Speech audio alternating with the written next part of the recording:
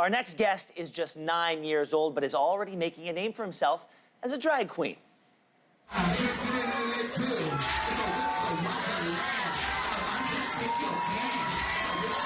Nemis Golden got his big break 2 years ago when he stole the show during a comedy set for a famous American drag queen. Now, since then, he's performed in festivals, benefit shows, and modeled for a popular LGBTQ clothing line. Nemis and his mom, Jessica, join us from Montreal this morning. Good morning. Thank you both so much for getting up so early and joining us today. Good morning, Ben. It's our pleasure. Nemis, I got to ask right off the bat, how did you get involved in the world of drag? By watching RuPaul's Drag Race with my sister. Simple as that, huh? It's that simple. In the videos that I've seen, you come across Nemis as fearless. Where does this confidence come from?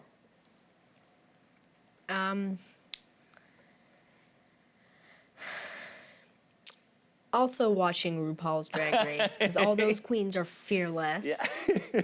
All those queens know Yeah. know that they're there are haters and there are non-haters, and I just try to block out all the hate and just focus on the people who are supportive of Lactatia. Lactatia, that's right. She's your alter ego. Jessica, I'd love to ask you. You said that you knew very early on that your son was going to be a performer, but at any point did you conceive that this was the path? That this was sorry? At what point did you realize this was his path? Well, since he's been a toddler, he's just, he's taken up all this space. He has this really big personality, and he just was performing all the time. So I think pretty much when he was born, we knew that he was special, just how he interacted with us and how he interacted with other people. So he was always in performance mode. And I think when, in him watching RuPaul's Drag Race and seeing these drag queens and, seeing that this was like a very legitimate form of art and performance, and I think he saw that and was like, wow, I get to be, a million things all at once and get to be a pop star without actually putting in like the work that it takes to be a pop star. And I think he just decided that was going to be his life. So we just went with it, basically. Nemis, there are so many kids out there who are afraid to be whoever they want to be in whatever world they want to be in, and they're afraid of what others might think, what others might say. You seem to have figured that out. What would you tell those kids? Just to how do I put that? Well, just to not listen to all the haters. Just block those haters out.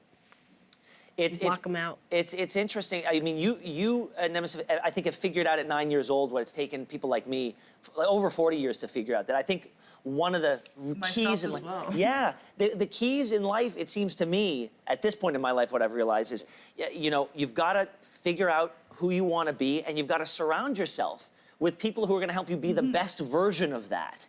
And to have figured that out at 9 years old is something a lot of us can learn. You must be, though, Nemis, I'm going to guess, the youngest drag queen in the community. How are you received when you walk into a room? In drag or out of drag? In drag. Oh. In like what context? Well, when you're surrounded by the other, when you're surrounded by the other drag queens and you're the youngest one in the room. I don't know. I think they love it. They love it, yeah. They do. I think because they can see themselves reflected in him, and I think a lot of these drag queens started really, really young, knew what they wanted to do in life, and it just took them, into their adult years to really kind of follow that passion. So I think they see him, and it's just this wonderful reflection on a lot of things. Yeah. Jessica, as the support system for Lactatia, talk to me about how Lactatia comes into existence when you have to put all when you've got to make the transformation happen, the physical transformation happen. So what generally tends to happen is we go like costume shopping. We'll hit up like a Village de Valeur or secondhand stores just to look for cool dresses and stuff. And I'm a makeup artist. It's, drag makeup was not my specialty. I specialized in special effects. So, it was very much a crash course back into doing over-the-top stage makeup. So he'll tell me what he wants and kind of draw it out a little bit. And then I'll whatever style he wants or whatever kind of theme he wants to go with his drag look that day, I just do it. We just do it. You just do it and you have fun together. It's a process, yeah. It's a lot of give and take. He's very patient with it, so. Well, I've got to say, before I let you go, I've got 3 young kids at home, and at some point they are going to, whatever path they want to go down, I don't know what that's going to be yet, but if they ever do face self-doubt, I will be telling them your son's story. Nemis, I'm going to be telling them your story, because there's something that we can all learn from you. Amazing. Thank you very much for being here today. Nemis, Thank you so much for having us. Go get some sleep, buddy. We appreciate you coming in.